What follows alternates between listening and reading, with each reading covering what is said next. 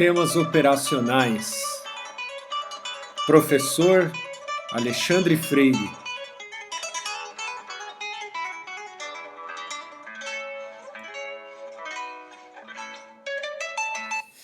Começamos aí mais um semestre. Vamos lá, deixa eu aumentar aqui. Cadê? Então vamos lá, né? Hoje vamos falar da introdução aqui, né? Capítulo 1 do livro de Sistemas Operacionais. Bom, o livro texto do nosso curso vai ser esse aqui, ó, Sistemas Operacionais com Java, tá bom? Desses autores aqui. Aí esse livro ele vai ter variações aí de capas e às vezes o título está um pouco diferente aqui, com os mesmos autores, né? Então o conteúdo é basicamente o mesmo, tá? Lá na biblioteca, acho que eu já vi, se eu não me engano, essas duas capas aqui. Não sei se tem mais alguma diferente. Eu só estou mostrando as capas aqui porque acho que as versões que tem na biblioteca, eu acho que são só essas duas. Aí todo mundo fica meio se perguntando, né, por que esses dinossauros aqui aparecem nos slides, né? Que aliás esses slides aqui, eles foram feitos pela própria editora do livro, né, que disponibilizou para mim. Mas aí eu vou alterando os slides conforme eu vou dando as aulas, tá bom? Então esses slides eles são alterações aí desses slides originais que vieram aí da editora, tá bom? E aí nas edições iniciais lá tinha os dinossauros na capa. Que eu acho que tem a ver com. Aí eu tô chutando, né? Porque sistema operacional é assim, é lá dos primórdios da computação, né? Então, por isso que eu acho que tem a ver com dinossauro. Eu não sei se é isso. Bom, aqui eu acredito que todo mundo aí que está fazendo a disciplina já deve me conhecer, mas caso tenha algum aluno aí que não me conheça, eu sou essa pessoa que está aí nessa foto, tá bom? Caso depois você queira, depois que a gente voltar às aulas presenciais, quiser falar comigo aí sobre a disciplina, eu sou essa figura que está aí. Ou então você pode me ver de repente com essa cara aqui também. Outro corte de cabelo aqui, o corte pandêmico, né? Logo no começo do isolamento eu raspei assim, mas eu não mantive esse corte não. Hoje em dia eu tô com a cara mais parecida com essa aqui. E na verdade eu uso óculos, né? Também. Então você pode me encontrar. Meu óculos não é tão bonito que nem esse que tá aqui. Eu não consegui recortar direito aqui, ainda ficou essa parte branca aqui. Mas então, eventualmente, você pode me encontrar, eu vou estar usando óculos aí. Mas beleza, chega de palhaçada, vamos às informações que interessam, né? Então, assim, as aulas, elas vão ser gravadas, tá? E aí eu vou disponibilizando as aulas no YouTube, tá bom? Eu vou criar uma playlist lá, e aí sempre que eu for gravando as aulas eu disponibilizo na playlist. Eu vou colocar o link da playlist para vocês sempre, né? Quer dizer, o link não vai mudar, né? O link vai ser o que tá lá no E-Disciplinas, né? Então, provavelmente, se você está assistindo essa aula aqui, é porque você já recebeu um e-mail lá do E-Disciplinas e já viu lá qual que é o link da playlist dessas aulas aqui, tá bom? Aí, o nosso principal canal de contato vai ser o WhatsApp, tá? Então, quem estava comigo aí no semestre passado já sabe como que é o esquema. A gente vai criar um grupo no WhatsApp e aí a gente vai conversando por lá, tá bom? Sempre que eu tiver algum aviso assim mais importante, do tipo, sei lá, marquei prova, aí eu vou mandar também um e-mail pelo E-Disciplinas. Além de avisar no grupo do WhatsApp, né? Eu vou mandar um e-mail no E-Disciplinas. Mas eu peço que vocês todos se inscrevam lá no grupo. A gente não costuma ficar dando bom dia, nem boa tarde, nem boa noite no grupo, não, tá? É um grupo só para disciplina mesmo. E aí eu gosto também, às vezes, de gravar alguns áudios, assim, para tirar algumas dúvidas, enfim. E aí, se você quiser mandar mensagem para mim no WhatsApp no privado, também não tem problema, tá? Eu até, para mim, tanto faz, na verdade. Você pode mandar a dúvida no grupo ou pode mandar para mim, né? No particular. E aí se eu for responder, se eu achar que, né? Se eu for responder, não, né? Assim, eu vou responder, mas assim, se eu achar que o assunto interessa para a sala como um todo, aí eu respondo no grupo, tá? E aí como que vai ser aí o critério de avaliação, né? A gente vai ter duas provas ao longo do semestre, tá? Eu não vou marcar a data ainda, eu vou marcando à medida que o semestre for desenrolando, porque como a gente está com essa situação, aliás, até desculpa, né, pessoal, uma coisa que eu esqueci de falar no começo, aí, espero que estejam todos bem aí, né, vocês, seus familiares, né? E também vamos tentando então nos adaptar aí à situação, né? Já estamos um pouco calejados aí, porque o semestre passado já tivemos que enfrentar aí essa situação, né? Então, mas aí continuando. Então a gente vai ter duas provas, tá? Aí eu optei por não marcar as provas ainda, que geralmente eu gosto de ter as datas já lá no começo do semestre, né? Mas eu preferi não marcar, tá bom? Aí a gente vai vendo como que o semestre vai se encaminhando, né? E aí quando eu tiver para marcar a prova eu aviso vocês, tá bom? Mas no geral, assim, a ideia é mais ou menos na metade da disciplina é aplicar uma prova e lá no final aplicar outra prova, tá bom? Aí eu peço também, pessoal, que vocês não fiquem estressados com essa questão da prova, tá? A ideia não é que assim que a prova seja assim ultra difícil.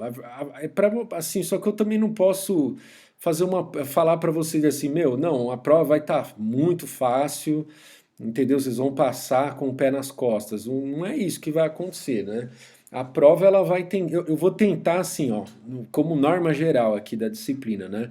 Eu vou dar o meu máximo para explicar, passar o conteúdo para vocês, o máximo que eu puder.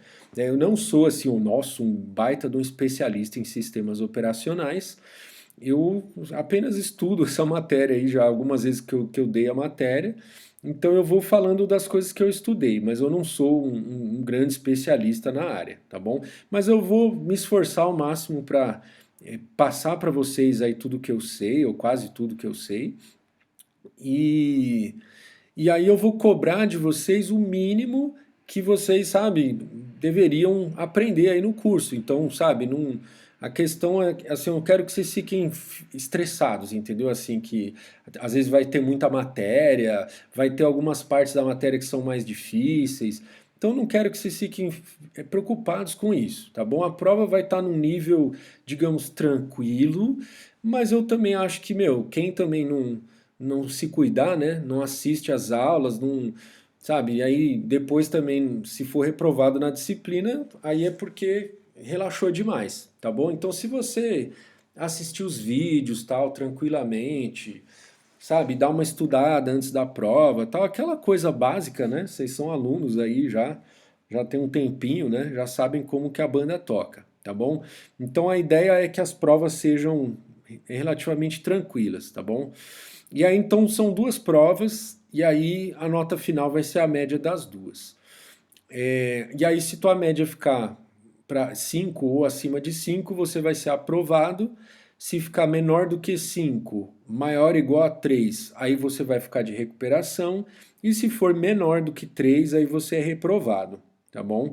Aí caso você fique de recuperação, qual que vai ser a média depois da REC, né?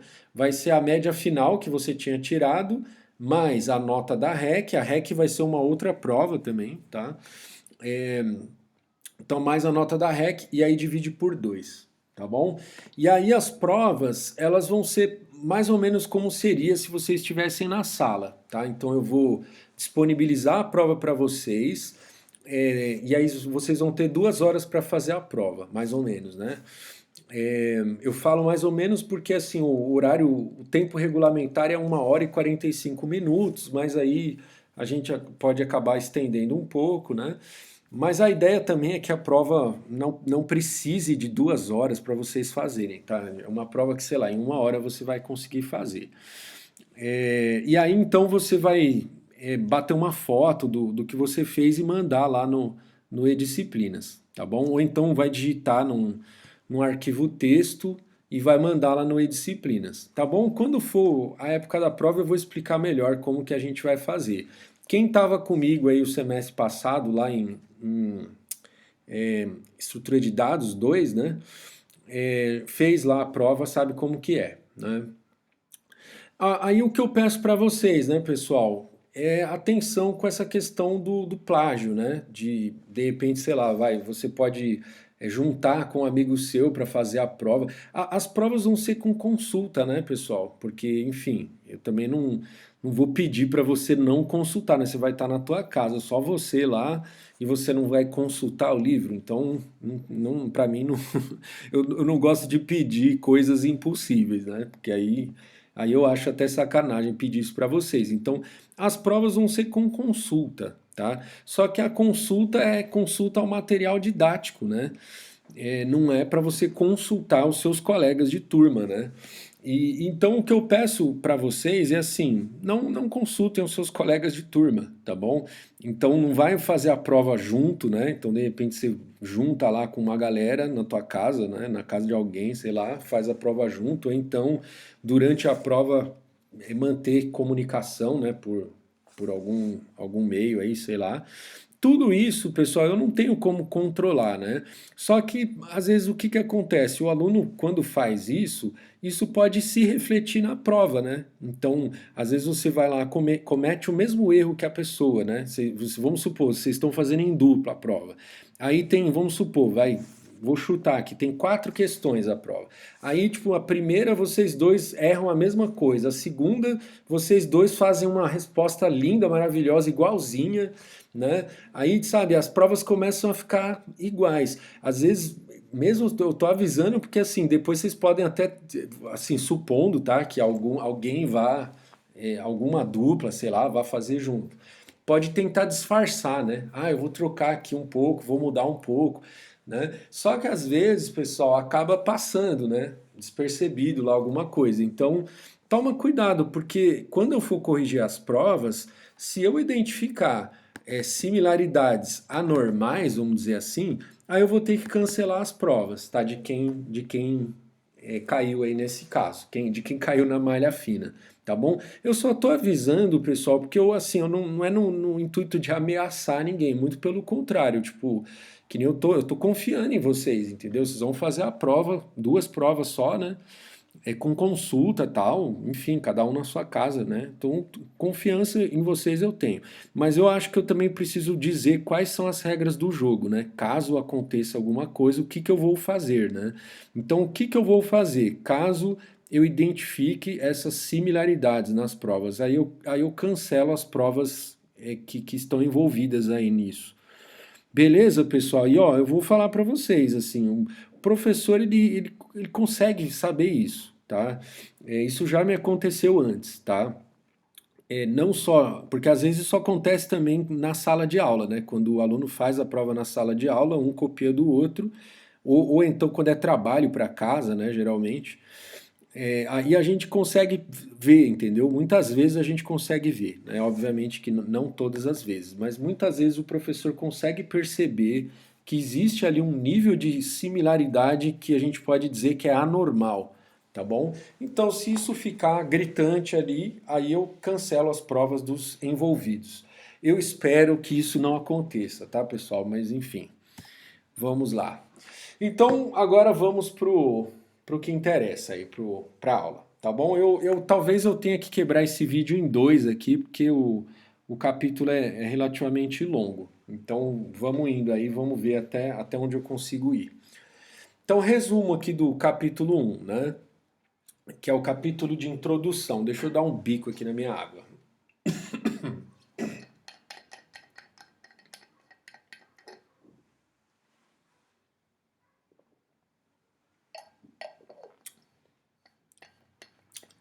O que que os sistemas operacionais fazem? Organização de um sistema de computação, arquitetura de um sistema de computação, como é a estrutura do sistema operacional, as operações dele, né? Gerenciamento de processo, de memória, de armazenamento, proteção e segurança, Aí depois a gente vai falar também de sistemas distribuídos, sistemas de uso especial e ambientes de computação.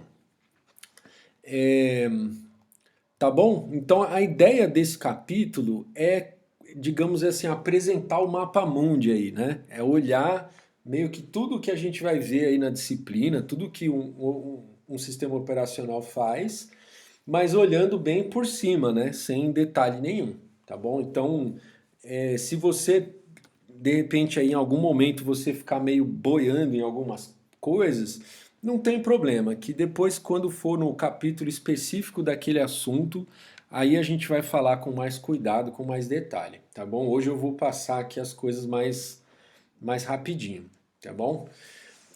Então o objetivo é oferecer um passeio pelos principais componentes dos sistemas operacionais, oferecer uma cobertura sobre a organização básica do sistema de computação. Então vamos lá. O que é um sistema operacional? Então, o sistema operacional é um programa, né, de computador cuja função é gerenciar os recursos do sistema. Tá? E aí a gente pode fazer uma analogia com o governo, tá? Que o governo ele é responsável por gerenciar os recursos aí que a gente tem na sociedade. Né? É, que recursos são esses, né, que a gente está interessado em gerenciar lá no computador? Ah, é o processador, né, a CPU, né, é o disco rígido, é a memória RAM, tá? Então todos esses recursos aí e outros, né, sei lá, impressora, né? Então todos os recursos aí do ambiente, eles são gerenciados pelo sistema operacional, tá bom? Os objetivos do sistema operacional são executar aplicativos do usuário, prover interface para interação com o usuário, tornar conveniente e eficiente o uso dos recursos de hardware e etc, né? Porque aí depende do tipo de dispositivo, tá bom? Então você pode pensar assim num sistema operacional de um computador, de um laptop, por exemplo, ou mas também pode ser um sistema operacional de um celular, né? Enfim, pode ser um sistema operacional de vários, de um videogame, né? Então tem sistema operacional para vários tipos diferentes de dispositivo, tá bom? Então aqui, ó, por exemplo, quando a gente fala ó, prover interface para interação com o usuário, né? Então o usuário, por exemplo, ele pode querer interagir com o usuário através de um prompt de comandos, né? Então ele vai dando os comandos e o sistema operacional vai executando, né? Como está aqui nesse desenho. Né? Aqui tem a questão do sistema de arquivos, né? Então quando você quer acessar um arquivo no computador, você quer clicar aqui na pastinha, né? Dá 2 cliques lá, tal, aí abre a pasta, aí depois tem aquela organização lá dos diretórios, né? Depois você clica e abre o arquivo, né? Então tudo isso é o sistema operacional que é responsável por oferecer, tá bom? E aí quando a gente fala de executar aplicativos do usuário, aí são os programas que você vai instalando no teu computador, né? No teu dispositivo, né? Que pode ser um celular, um laptop ou qualquer outra coisa. Então esses programas que a gente vai instalando, aí para eles rodarem, eles precisam de alguns recursos do sistema que o sistema operacional oferece, né? Então, por exemplo, as janelinhas, né? Quando abre uma janelinha e depois você quer clicar lá no xizinho da janelinha para fechar a janela, né? E aí você pode ver que tudo aquilo é padronizado dentro de um sistema operacional. Por quê? Porque a biblioteca que faz isso, ela é do sistema operacional. Então, o aplicativo que você instalou lá, ele faz chamadas a funções que estão escritas lá no sistema operacional. Né? O teu aplicativo ele fala, eu quero abrir uma janela. Né? Aí ele vai pedir para o sistema operacional abrir uma janela. Né? Isso aqui, na verdade, que eu estou falando da janela seriam bibliotecas do sistema operacional, né? Quando a gente fala de executar aplicativos, é simplesmente pôr o aplicativo para rodar, né? Porque aí o aplicativo, enquanto ele vai rodando, ele vai precisando de memória, ele tem todo um controle lá da execução, né, dele. Então tudo isso o sistema operacional que faz, tá bom? Então eu até acabei misturando aqui alhos com bugalhos, né? Então uma coisa é gerenciar a execução de um aplicativo, outra coisa é fornecer essas bibliotecas aí para o aplicativo usar, tá bom? São duas coisas que o sistema operacional faz.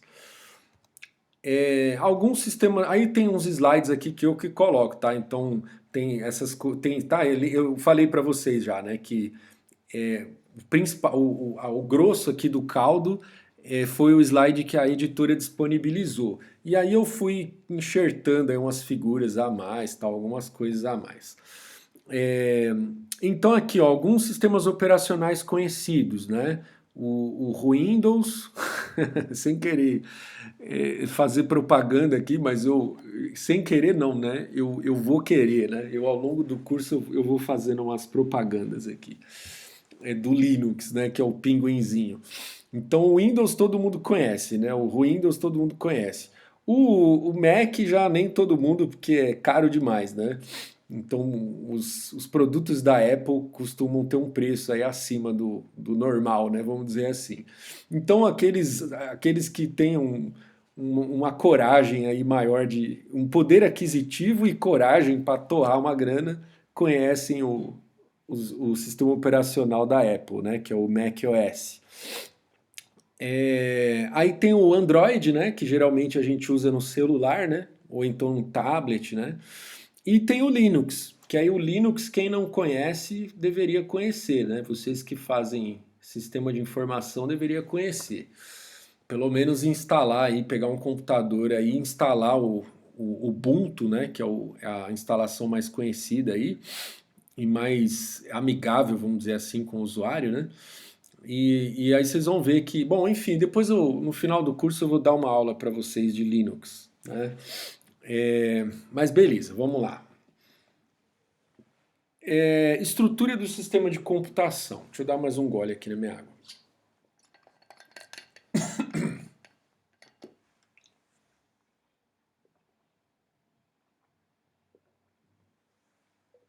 Podia ter alguém que editasse aqui esses vídeos para cortar essas enrolações, né?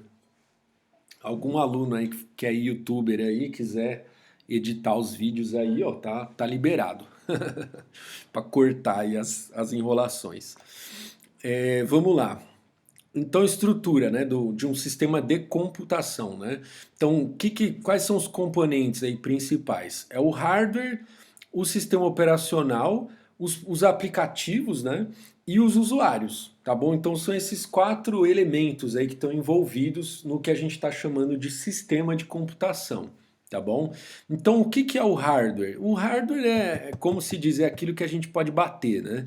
Então é o computador como um todo, né? A CPU, a memória, os dispositivos de entrada e saída, né? E por aí vai. Aí o sistema operacional.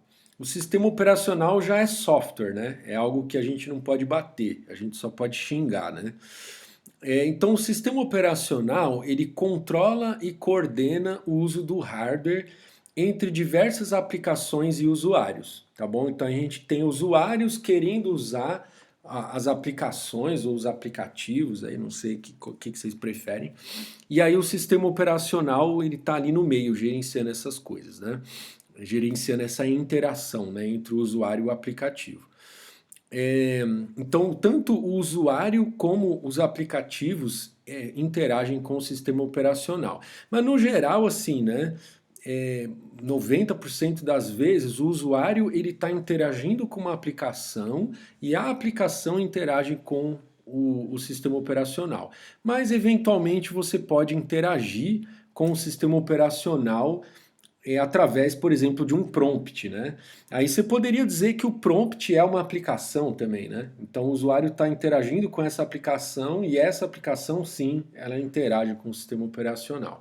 Mas aqui também é uma aplicação que ela já vem junto com o sistema operacional, né? Então a gente pode até fazer uma distinção entre os aplicativos que a gente instala no sistema operacional e aquelas aplicações que já vêm no sistema operacional, tá bom? Beleza, então tem o sistema operacional, né? Os programas de aplicação definem as formas como os recursos do sistema são usados para solucionar os problemas de computação dos usuários. Por exemplo, né, então um problema de computação do usuário é escrever textos, né? Então para isso a gente tem os processadores de texto, né? Então você entra lá, você escolhe a fonte, a cor, né? Aí você insere uma figura, tal. Então esse é um tipo de problema de computação que o usuário tem. E aí você vai ter um programa aí de aplicação para fazer isso, né? Os compiladores, navegadores, web, né? Sistema de banco de dados, jogos, né? Que a gente adora, né? Enfim, tudo isso são exemplos aí de aplicativos, vai que eu vou chamar, ou então programas de aplicação. E aí os usuários, quem são os usuários, né? Somos nós, né? Pessoas, mas também podem ser outras máquinas, né? Então, às vezes um outro computador ele pode ser considerado um usuário do teu sistema, né? E aí, então, como que eles interagem, esses quatro componentes, né? Então, geralmente, o usuário, ele está interagindo com uma aplicação, tá bom? Mesmo que seja, tá vendo? Aqui ele faz a distinção, né? Ó, sistema e programas de aplicação, né? Então, é aquilo que eu tinha falado, são as aplicações que já vêm instaladas no sistema operacional e aquelas outras que a gente vai instalando depois, né? Então o usuário ele sempre vai conversar com alguma aplicação, né? E aí essa aplicação sim vai fazer a chamada lá por dentro lá embaixo dos panos lá, ela vai fazer chamadas ao sistema operacional, tá? Então vamos supor o teu processador de textos ele quer criar um arquivo novo. Só que para criar um arquivo novo e salvar depois o arquivo, ele vai ter que salvar lá no sistema de arquivos, né? Então ele vai pedir para o sistema operacional fazer isso, tá bom? Então vai ter uma chamada de sistema. E o sistema operacional, por sua vez, para de fato salvar o arquivo, ele vai ter que ir lá no disco rígido e gravar a informação lá. Então aí ele vai interagir com o hardware, tá bom? Aí o hardware vai fazer isso. Beleza? Definição do sistema operacional, né? Como é que a gente pode definir um sistema operacional? Então, um sistema operacional, ele é um alocador de recursos, tá? Então, ele tem que gerenciar esses recursos e decidir entre as solicitações que podem estar em conflito, né? Então, às vezes, vamos supor, tem dois programas querendo usar o mesmo arquivo ao mesmo tempo. Então, são duas solicitações que podem estar em conflito. Ou então, dois usuários diferentes querem usar a impressora, né? Aí tem um usuário aqui que quer imprimir 500 páginas, outro usuário quer imprimir uma página só. Aí tem um terceiro usuário querendo imprimir 20 páginas. Como que o sistema vai decidir, né? Qual solicitação que ele atende primeiro? Ou então ele atende um pouco de cada solicitação, né? Imprime uma página do usuário 1, depois imprime uma página do usuário 2, aí vai embananar tudo, né? Então, essas solicitações em conflito, o sistema operacional precisa ver o que ele vai fazer, né? Isso para fazer um uso eficaz dos recursos e também justo, né? Então, por exemplo, é justo que um usuário passe na frente do outro, né? Então eu peguei, vamos supor que tem lá um servidor de impressão, né? Aí vocês estão numa empresa lá, né? Aí cada um pede lá para imprimir lá um arquivo. Aí o cara que foi o 10º, digamos, a fazer a solicitação, é justo que ele passe na frente dos outros 9 que fizeram antes dele, né? Então tem esse aspecto da justiça, né? Mas também tem um aspecto de eficácia, né? Então você não pode tipo fazer algo que fique ineficaz, né? Bom, a gente vai ver exemplos aí vários ao longo do curso de eficácia do uso dos recursos, tá bom? Então, por exemplo, o processador, né, a CPU, é algo que precisa ser usado com eficiência, né? Então a gente vai ver exemplos aí de como que o sistema operacional precisa pensar aí, digamos, né? Quem projeta, né, o sistema operacional tem que pensar para que o uso fique eficaz, tá bom? Sempre que vocês verem umas figurinhas estranhas aí, fui eu que coloquei, tá bom? As figuras originais, elas são aquelas que estão no livro e os dinossauros aí. Então eu botei aqui a bailarina equilibrando vários pratos aí, porque o sistema operacional tem que gerenciar vários recursos, e aí quando as solicitações estão em conflito, é o sistema operacional que meio que bate o martelo ali do que vai fazer, né? E aí tem um outro aspecto também do sistema operacional, que ele também é um, digamos, um programa de controle, né? Então ele tem que controlar a execução dos programas para impedir erros ou então uso indevido do computador, tá bom? Por isso essa imagem aqui do guardinha, tá? Então se você, né, quer avançar o sinal, o guardinha vai lá e apita, né? Fala, não, você não pode passar no farol vermelho, né? Aquela coisa toda. Então o sistema operacional ele precisa ficar esperto, porque às vezes um programa ele vai fazer alguma coisa que vai gerar um problema ali, né? Vamos supor, um aplicativo quer invadir o espaço de memória do outro, por exemplo, né? Então você está lá fazendo o teu processador de texto, está rodando, né? Aí você abre do lado ali o teu navegador web. Aí vamos supor que o teu navegador web vai lá e apaga o teu arquivo que estava lá no processador de texto, né? Então um programa tentando invadir o espaço do outro, né? Não pode. Então o sistema operacional tem que controlar isso, tá bom? Então é mais um aspecto aí que o sistema operacional atua. Bom, aí então a gente definiu o sistema operacional como um alocador de recursos, né, como um programa de controle, mas nenhuma definição, digamos, que é aceita universalmente, tá bom? Então você vai encontrar aí várias definições diferentes, tá? O único programa rodando o tempo todo no computador é o que a gente chama de kernel, tá? O kernel que é o núcleo do sistema operacional, tá bom? Porque o sistema operacional ele tem esse kernel e ele tem, digamos, uns penduricalhos, né? Que são esses programas de aplicação lá que vêm junto com o sistema operacional, que você pode dizer que é o sistema operacional também, né? Ou então outras funções, né? Na verdade, assim, vamos dizer que isso não é o sistema operacional, vai. Então, por mais que, né, são programas que você não consegue desinstalar do sistema operacional, mas vamos dizer que não, vai, isso não é o sistema operacional. Mas ainda assim, o sistema operacional ele pode ter um núcleo, né? Ele pode não, ele tem, né? Esse núcleo que é o básico que o computador precisa para funcionar. E aí ele pode ter algumas outras funções, algumas outras funcionalidades que elas não são estritamente necessárias e que elas podem ir sendo executadas ao longo do que você vai configurando, entendeu? Você fala, eu quero que você não faça isso, tal. Então são pedaços do sistema operacional que não são considerados aqui o núcleo, tá bom? Então esse termo aparece aí várias vezes, né, esse negócio de kernel, tá bom? Às vezes a gente vê que um sistema operacional ele é construído usando o kernel de um outro, né?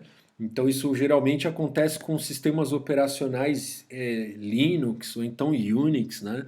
Então o cara pega o kernel do Unix, que é o caso até do macOS, né? O macOS, o kernel do macOS, ele é uma adaptação lá do kernel do Unix, tá bom? É, tudo mais é um programa do sistema que vem com o sistema operacional ou um programa de aplicação. Estava até escrito aqui já, né? Às vezes eu faço essa confusão aqui de misturar programas do sistema com o próprio sistema, mas não vamos convencionar que não, né? Não é a mesma coisa. Então tudo que está fora do núcleo ou é um programa do sistema ou então é um programa de aplicação. Beleza. Aí como que inicializa o sistema operacional, né? Então o programa de Bootstrap é carregado na inicialização, tá? Aí o que a gente está chamando aqui de Bootstrap seria tipo você, digamos que colocar as botas, né? Tipo assim, você acorda, aí você vai levantar da cama, né? E aí você vai calçar as botas, vamos dizer assim, né? Eu estou fazendo uma tradução mais ou menos aqui, eu não sei assim ao pé da letra o que que significa Bootstrap, mas a ideia é essa, tá? Então, meio que para você começar a trabalhar, né, você tem que calçar as botas, vamos dizer assim, né? É uma expressão, né? Eu não sei se se alguém souber aí, conta pra gente aí no grupo, né? Eu não sei se essa é uma expressão que o pessoal usa, né? Antes de começar a trabalhar, né? Eu vou calçar minhas botas, né? Sei lá. Mas enfim, no computador, o que que é o Bootstrap, tá? Ele é um programinha gravado em ROM ou EEPROM, tá? Que é o conhecido como firmware, que é um lugar onde você não tem como reprogramar, tá? Ele é digamos, é um programa feito em hardware, tá bom? Então você não consegue alterar esse programa, tá? Tem uns que assim, é, eu não sei se é o ROM ou o EEPROM, tá? Tem uma distinção entre esses dois aqui. Eu vou falar de um jeito, se não for o que eu tô falando, é o invertido disso, tá? Não vou falar, vai, assim, um deles é gravado para sempre, você não tem como alterar. O outro, você consegue alterar, mas você precisa de um equipamento específico para fazer isso. Então você vai lá no fabricante lá do negócio e aí ele consegue reprogramar, tá bom? Então, mas ele é feito para não ficar reprogramando. Tá? E aí o que, que esse programinha faz? A única coisa que ele faz é carregar o kernel do teu sistema, né? Então você instala um sistema operacional, porque assim, né, o computador você pode instalar o sistema operacional que você quiser, né? Então às vezes você compra lá um computador novo, ele pode vir com um sistema operacional, mas de repente você pode querer instalar outro, né? Então quando na hora que o Bootstrap vai carregar, que é a hora que você liga, né, o computador, aí primeiro ele vai nesse chipzinho aí ele vai executar esse programinha que está no hardware, vamos dizer assim, e aí ele vai passar o controle para fazer o carregamento do kernel do teu sistema operacional, tá bom? E aí depois o teu próprio sistema operacional ele vai se autocarregando, né? Depois desse pontapé inicial aí ele carrega, tá bom? E aí você até completar esse processo todo para inicializar todos os aspectos do sistema, tá bom? Então ele carrega o kernel do sistema operacional e aí inicia a execução do sistema, tá bom? Aí, até o teu computador ficar pronto, digamos, para ser utilizado. Como que é a organização de um sistema de computação? Então, a operação do sistema de computação. Uma ou mais CPUs, controladores de dispositivo, conectados por um barramento comum, oferecendo acesso à memória compartilhada, tá bom? Então tem um barramento aqui, ó, que são essas linhas aqui, né? Que liga todos esses componentes aqui, ó. Então aqui está uma CPU, aí aqui está todo dispositivo, ó, então aqui tem os discos, né? Que aqui seriam os discos rígidos, né? Todo dispositivo ele tem um controlador, tá bom? Que é o mecanismo que, digamos, é a inteligência programada aqui desse dispositivo, né? Então aí esse controlador ele está ligado nesse barramento. Então o teclado, o mouse, todos eles têm um controlador. Você pode ter um controlador de USB. Antigamente os computadores mais antigos eles tinham uma entrada específica de mouse, né? Uma entrada específica de teclado, uma entrada específica de impressora, né? Eram entradas diferentes, né? Hoje em dia já tem esses USB, né? Que é padrão, aí você liga lá via USB vários dispositivos diferentes e aí você tem um controlador de USB, né? E a mesma coisa aqui para monitor, né? Tem um controlador aqui de monitor, que seria a placa lá de gráfica, né? E aí esses dispositivos, eles precisam tudo no computador funciona com memória, tá? Então, para a CPU fazer algum processamento, ela vai ter que pegar alguma coisa na memória, tá? Porque, vamos supor, se você digita uma letra aqui, como que eu vou saber, como que o computador vai saber que você digitou a letra A, né? Eu não vou falar isso em detalhe agora, mas isso a gente vai ver, né, ao longo do curso. Então, eu vou falar assim meio que resumidamente, né?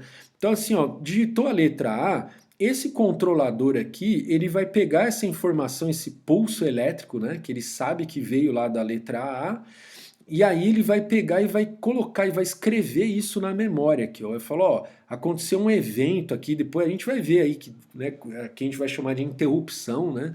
É, daqui a pouco eu falo mais das interrupções, né? Mas então vamos falar aqui por cima, né? Assim, um evento, né? Ó, pô, digitar aqui uma letra. E aí ele vai copiar aqui na memória qual foi a letra digitada. Ah, a letra A. Aí a CPU vai fazer alguma coisa com essa letra, né? Ela vai ler aqui da memória e vai falar lá para o teu programa de aplicativo, ó, digitar uma letra A. Você tem que colocar na tela aí a letra A, né? E aí, só que todas essas comunicações, elas acontecem pela memória, né? Como que a CPU conversa com o programa, né? Ela vai, tipo, vai falar, ó, olha na posição tal da memória aqui, ó, a letra que o cara digitou, tal. Então, tudo usa memória, tá? E aí, esses bytes aí, né, eles vão trafegando pelo barramento, tá bom?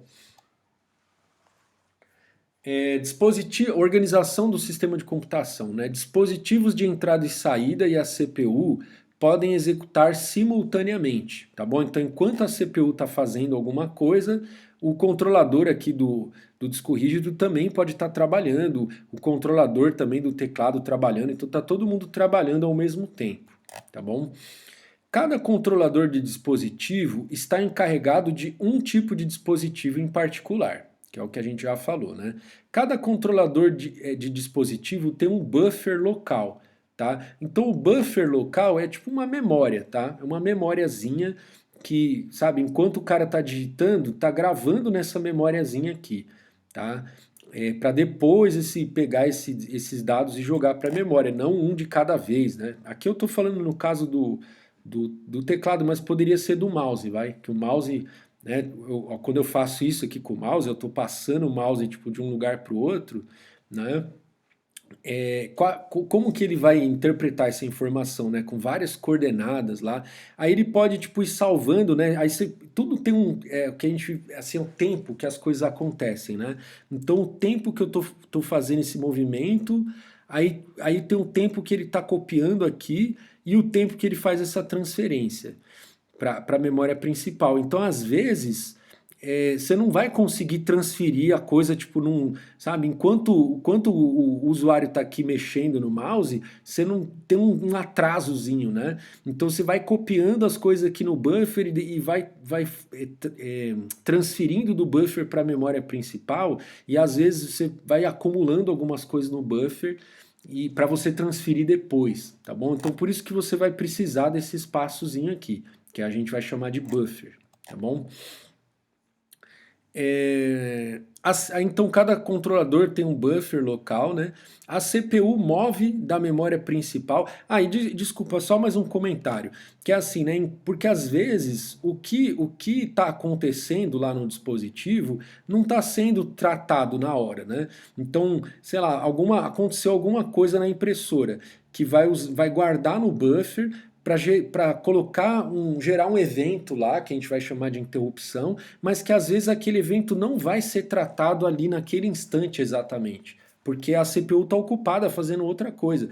Aí ela vai tratar depois, tá? E aí depois vai fazer a transferência para a memória principal. Então, por isso que precisa desses buffers aí, tá bom? É o tempo que você precisa para tipo, manter essa informação enquanto ela não é transferida para a memória principal, onde depois ela vai ser processada, tá bom?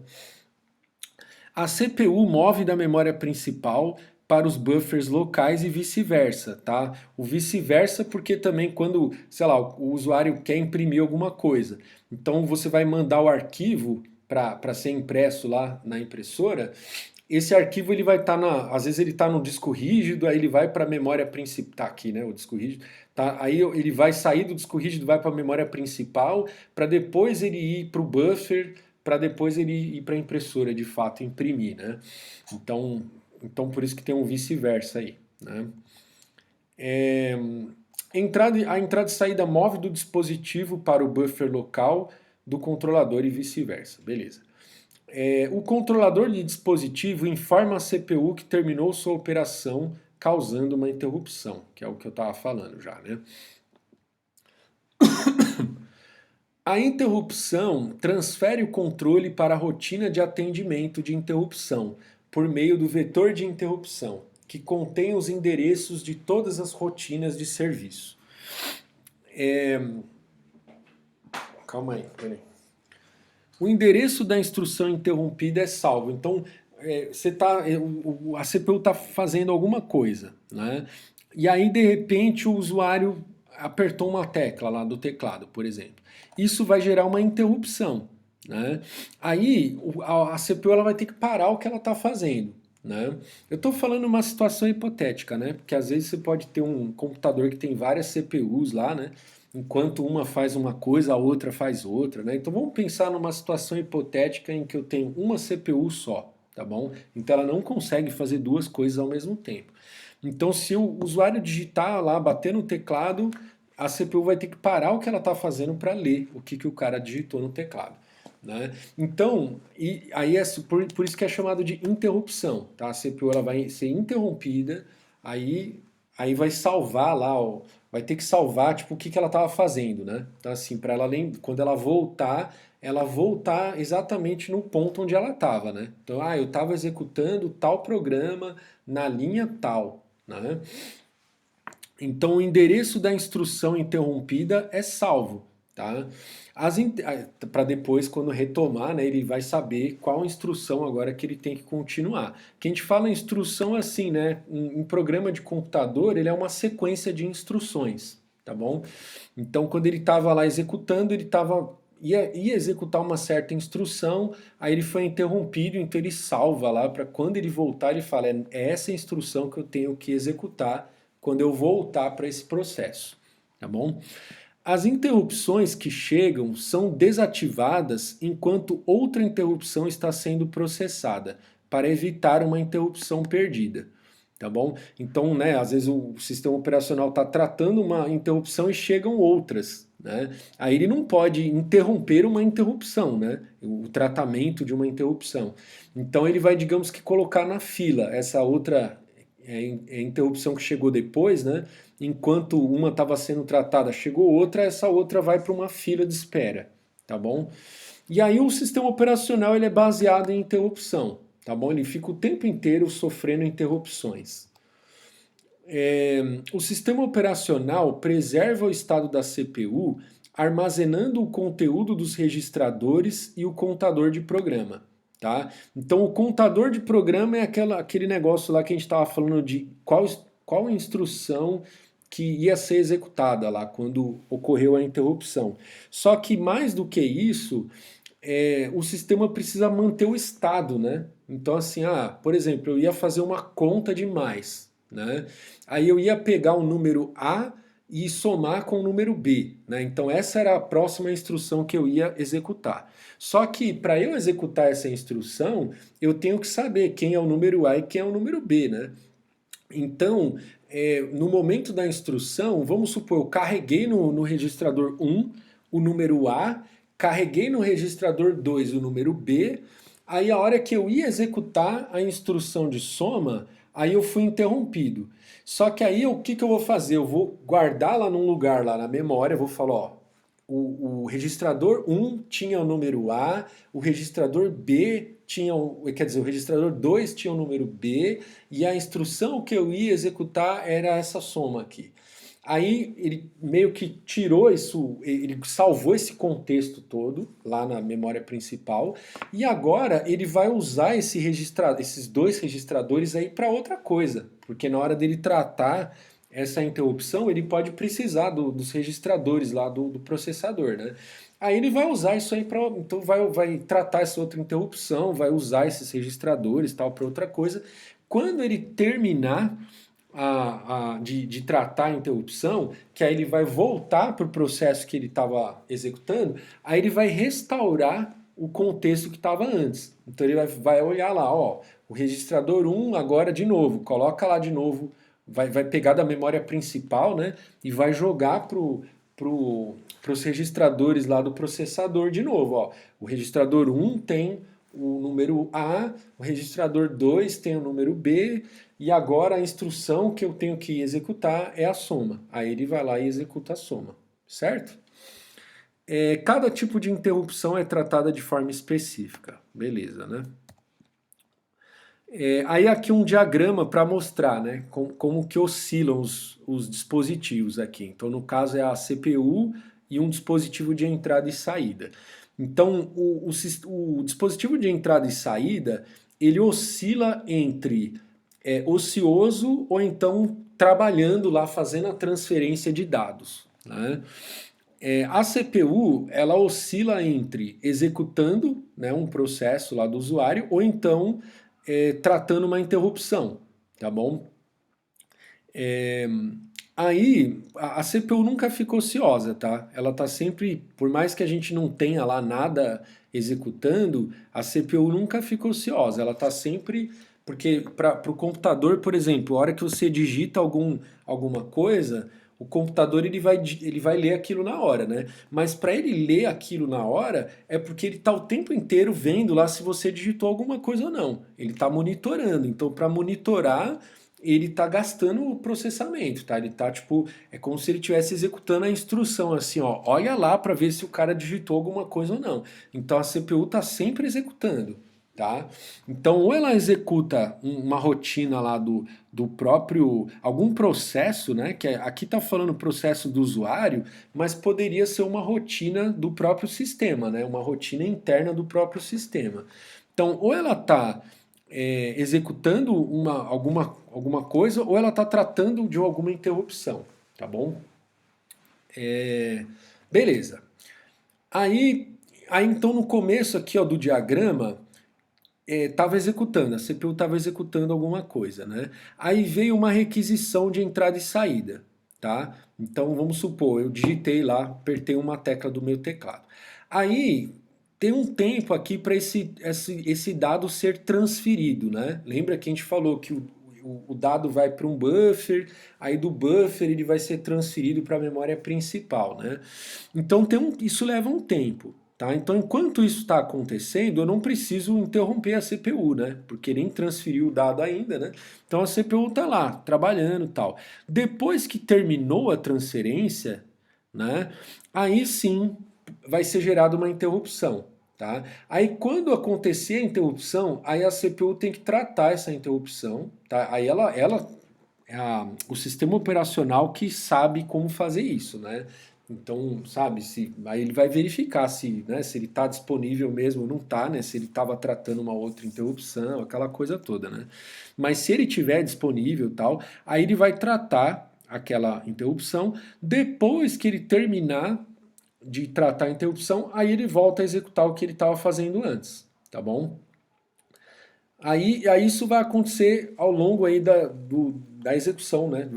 Isso vai acontecer várias vezes, né? Então, aí o dispositivo de novo aqui, ó, tava ocioso, de repente aconteceu lá mais alguma outra coisa, ou pode ser um outro dispositivo, né? A tua impressora tava lá, de repente travou lá o papel, né? Travou, aí ela vai passar essa informação, vai ser transferida, tal, até para a memória principal, lá a informação de que deu erro, tal. Aí depois que a informação foi transferida, gerou a interrupção, aí em algum momento essa CPU vai tratar essa interrupção. Terminou de tratar a interrupção, ela volta a fazer o que ela estava fazendo antes. Certo? Então isso aí acontece aí o tempo inteiro. Beleza. Aí tem dois métodos de fazer entrada e saída, tá? Que é um método síncrono e assíncrono, tá? Então, o método síncrono é assim, quando eu faço a requisição, eu fico esperando, tá? Então vamos supor, eu vou salvar um arquivo, tá? Então essa que é a requisição do meu processo. Salvo o arquivo. Aí isso tem um caminho lá, até isso terminar, né? Então como que vai acontecer? Ele vai passar pelo driver lá do dispositivo, né? Aí o driver vai gerar lá a interrupção, né? Aí o kernel lá do sistema vai tratar a interrupção, né? Aí vai fazer a transferência dos dados lá para, né, para efetivar o que eu queria. No caso lá eu estava salvando um arquivo, vai, por exemplo. Aí terminou de salvar o arquivo, aí ele vai falar, terminei lá de executar a interrupção, aí vai avisar o driver, né? Aí o driver vai avisar o usuário, né? Ó, terminou de executar lá o que você pediu. E aí o processo ficou lá esperando, né? Enquanto isso não acontecia. Então, essa é a forma síncrona de trabalhar, né? Agora, a forma assíncrona, essa solicitação é feita, e aí digamos assim, ó, você vai ter uma confirmação, assim, né? Ó, fiz um pedido. Aí o hardware lá vai fazer todo o mesmo caminho que fez antes, né? Vai passar pelo driver, vai ter interrupção até chegar no driver, né? Aí, só que aí você vai meio que ter uma confirmação, né? Tipo assim, ó, pedido tá feito, né? Você ligou lá na pizzaria, né? Pediu a pizza e aí o cara confirmou para você, ó, o pedido tá feito. Beleza. Desligou o telefone, você continua trabalhando, tá? E aí depois que terminou lá o que você pediu, aí você vai ser notificado, tá bom? Então aí é a forma assíncrona de fazer entrada e saída, tá bom? Então tem dessas duas formas aí, dois sabores diferentes. É, tabela de status de dispositivo. Eu tô enferrujado, viu, pessoal? Agora com essas férias aí, a gente tá aqui, ó, 50 minutos, né? Eu tô há 50 minutos falando e eu já tô com a garganta doendo já. Deixa eu fazer uma pausa aqui, peraí.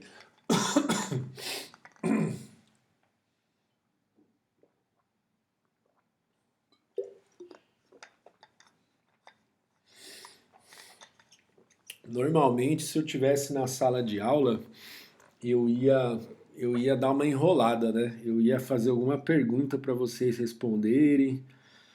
E aí eu ia fazer aí uns 5 minutos de intervalo para minha voz, né? Eu acho que eu vou quebrar o vídeo então, viu? Vou quebrar o vídeo, vou fazer uns 5 minutos de intervalo aqui para minha voz.